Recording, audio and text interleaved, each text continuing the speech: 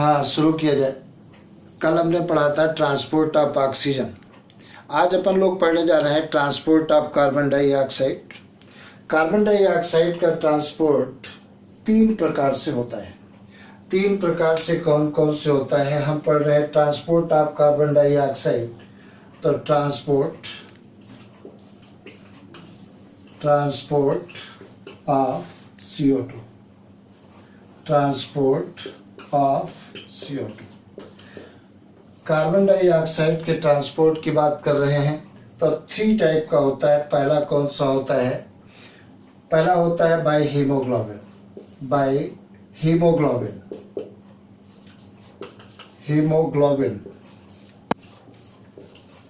Haemoglobin के द्वारा transport कितना होता है? 20 to 25% होता है। 20 to 25% होता है। दूसरा कौन सा होता है? बाइकार्बोनेट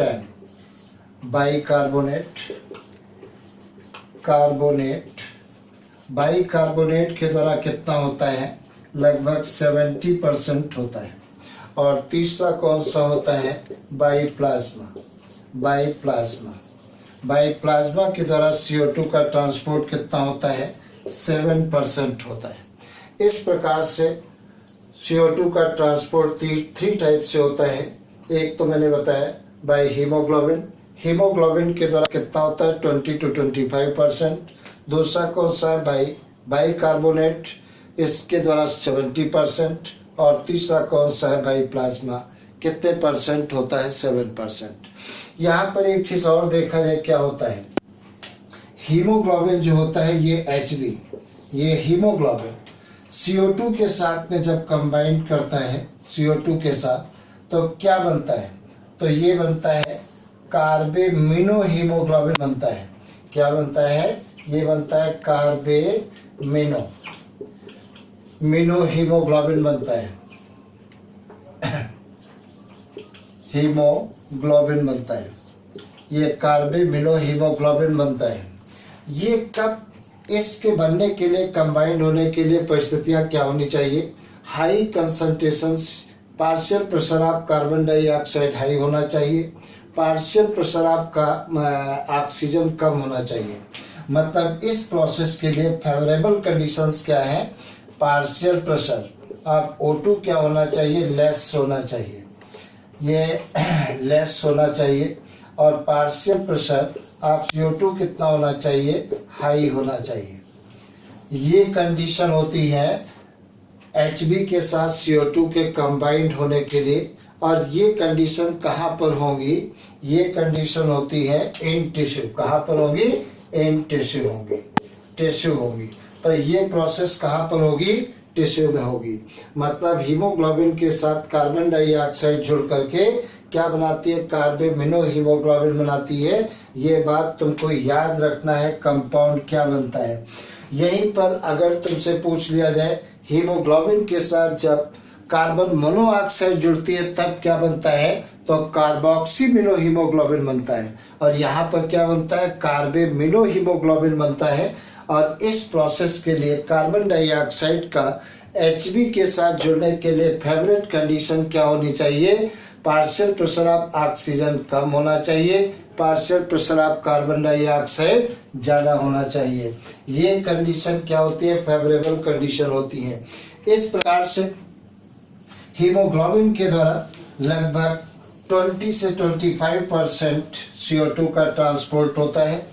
अब तुमको बताने जा रहे हैं कार्बोनेट के द्वारा कैसे ट्रांसपोर्ट होता है।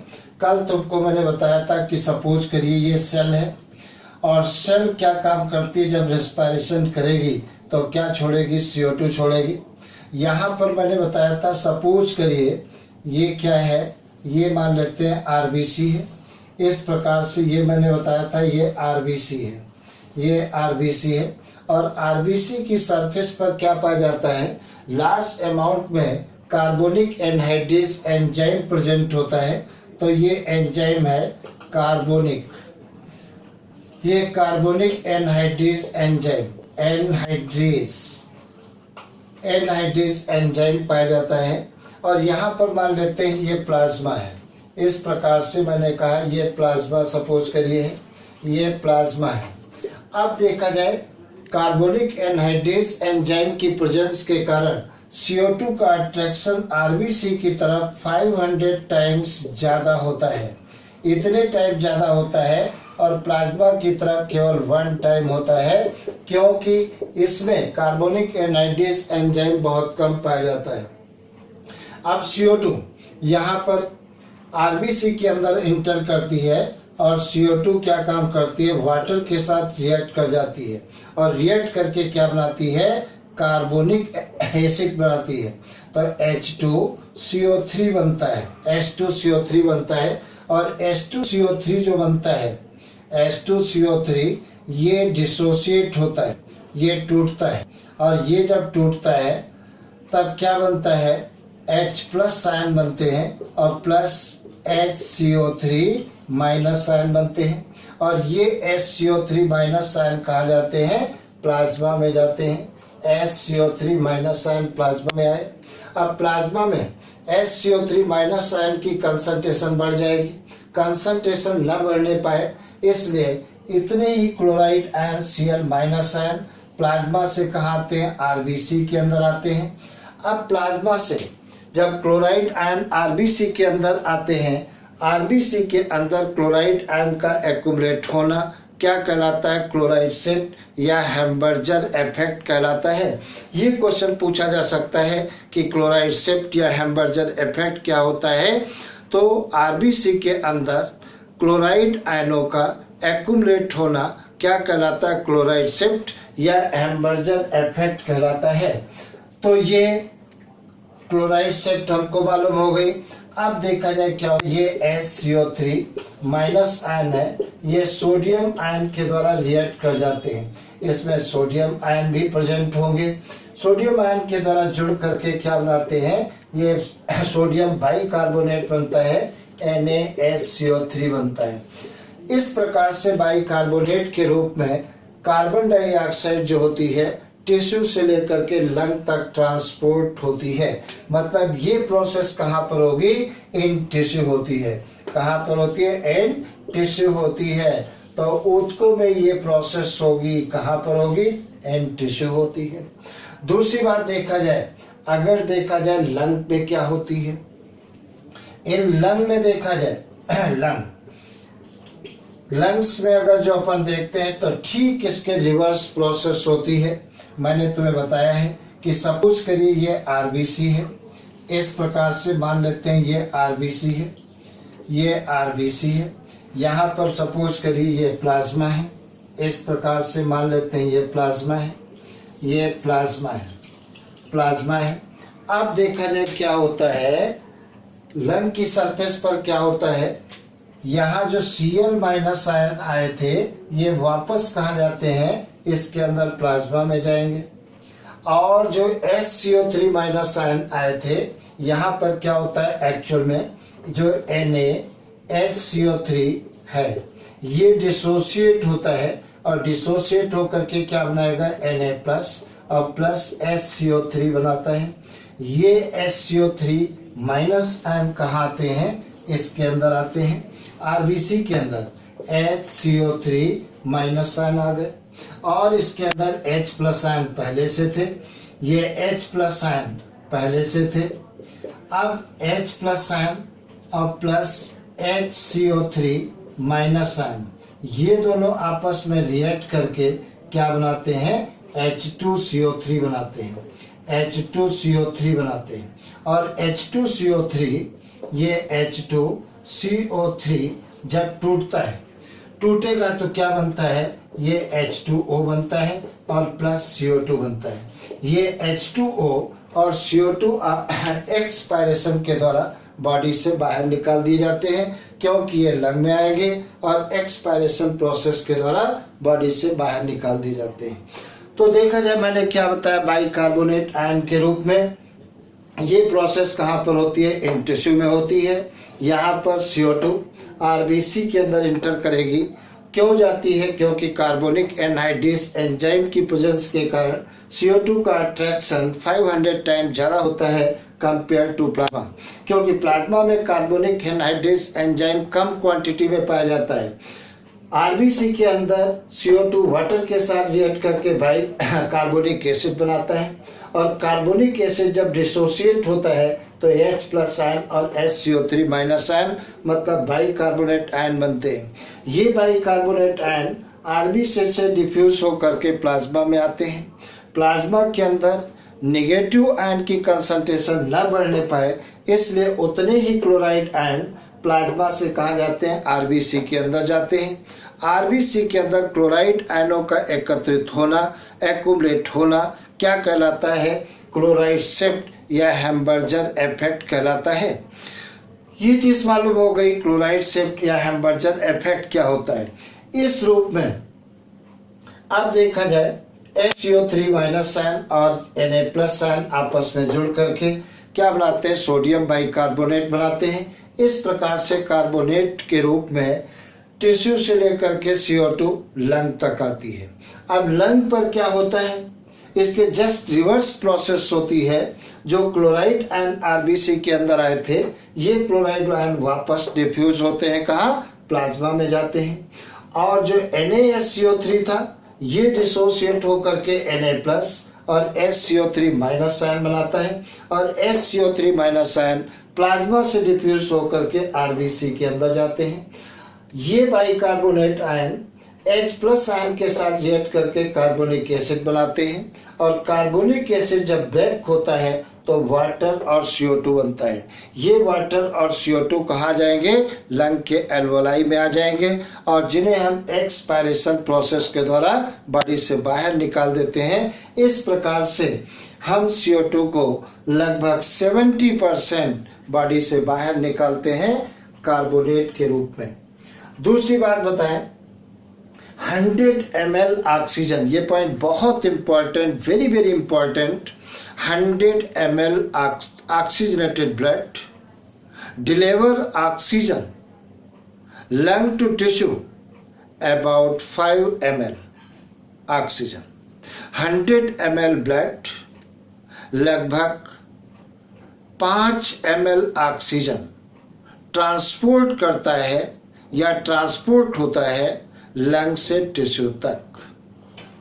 और CO2 की बात करें तो 100 ml ब्लड 4 ml ऑक्सीजन को, 4 ml CO2 को टिश्यू से लंग तक ट्रांसपोर्ट किया जाता है।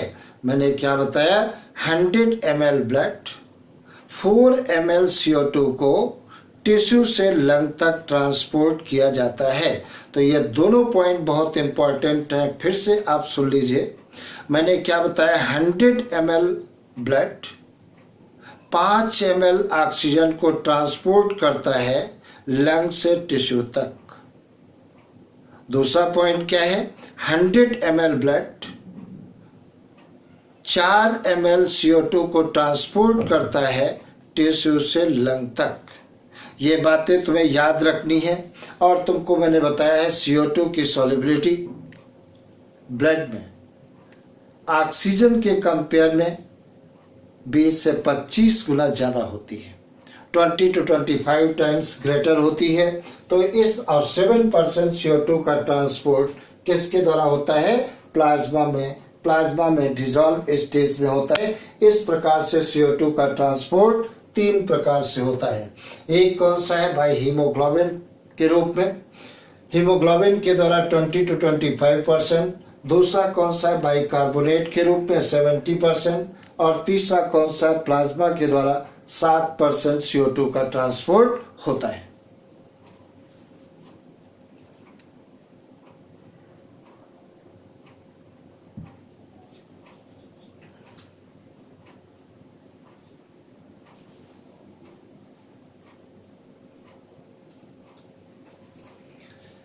आगे देखा जाए रेगुलेशन ऑफ रेस्पिरेशन की बात करते हैं तो ये चीज़ें हमें मालूम हो गई, ट्रांसपोर्ट ऑफ ऑक्सीजन और ट्रांसपोर्ट ऑफ CO2, ये चीज़ें अपने को मालूम हो गई। अब हम देखने जा रहे हैं रेगुलेशन ऑफ रेस्पिरेशन।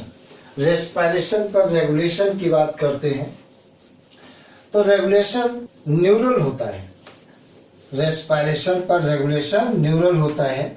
और ये बात तुमसे पूछी जा सकती है कि रेस्पिरेशन के सेंटर कहाँ पर पाए जाते हैं, तो मेडुला में भी पाए जाते हैं और पोन्स वेलोराई में भी पाए जाते हैं, जो रेट ऑफ रेस्पिरेशन को क्या करते हैं, कंट्रोल करते हैं। कैसे? तुमको मैंने बताया कि एक नॉर्मल ह्यूमन कितनी बार ब्रीथ करता है, 12 से 16 बार, 12 to 16 टाइम ब्रीथ करता है पर मिनट। अब देखा जाए क्या होता है। सपोज करिए यहाँ पर देखिए, ब्रेन के 3 पार्ट होते हैं, एक फोर ब्रेन होता है, दूसरा मिड ब्रेन होता है और तीसरा हाइंड ब्रेन होता है। हम थोड़ा सा हाइंड ब्रेन के बारे में बात करने जा रहे हैं। हाइंड ब्रेन जो होता है वो 3 पार्टों से मिलकर बना होता है। 3 पार्ट देखो कौन कौन से होते हैं। एक तो होता है ये मेडुला होता है, इस प्रकार से ये मेडुला होता है। स्कल के बेस पर इतना पोर्शन ऊपर का क्या कहलाता है, स्कल के बेस पे यहाँ पर क्या होता है, एक पोर पाया जाता है जैसे फोरामेन मैग्नम एपर्चर कहते हैं। और इस फोरामेन मैग्नम एपर्चर से मेडुला ऑब्लांगाटा बाहर निकल कर क्या बनाता है, स्पाइनल कार्ड बनाता है। तो ये मैंने क्या कहा, स्पाइनल कार्ड कहा, ये स्पाइनल कार्ड बना दिया। और इसे क्या कहते हैं, फोरामेन मैग्नम एपर्चर कहते हैं। अब देखा जाए तो ये क्या है, फोरामेन मैग्नम, ये मैग्नम फोरामेन मैग्नम पोर कहलाता है। एपर्चर जो स्कल के बेस पर पाया जाता है और यहीं से मेडुला ऑब्लांगाटा का पिछला पोर्शन बाहर निकलकर क्या बनाता है, स्पाइनल कार्ड बनाता है। इसे क्या कहते हैं, मेडुला ऑब्लांगाटा कहते हैं। ये मेडुला ऑब्लांगाटा कहलाता है, ऑब्लांगाटा, मेडुला ऑब्लांगाटा कहलाता है। अब मेडुला ऑब्लांगाटा यहाँ पर देखा जाए, मेडुला ऑब्लांगाटा के टॉप पर यहाँ पर क्या पाए जाते हैं, रेस्पिरेटरी रिदम सेंटर पाए जाते हैं। इनको क्या कहते हैं, रेस्पिरेटरी, ये रेस्पिरेटरी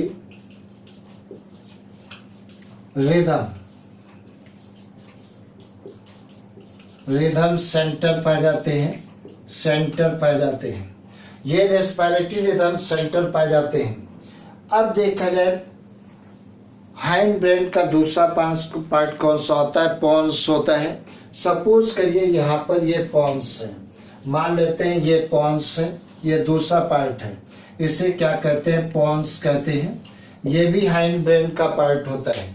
एक मेडुला ऑब्लांगाटा है, दूसरा पोन्स है और तीसरा कौन सा होता है, सेरिबेलम होता है। तो यहाँ पर भी एक रेस्पिरेटरी सेंटर पाए जाते हैं। ये जो रेस्पिरेटरी सेंटर पाए जाते हैं इनको क्या कहते हैं, न्यूमोटैक्सिक रेस्पिरेटरी सेंटर कहते हैं। तो इन्हें क्या कहते हैं, न्यूमोटैक्सिक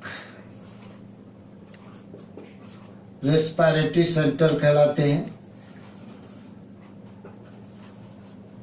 रेस्पिरेटरी सेंटर कहलाते हैं।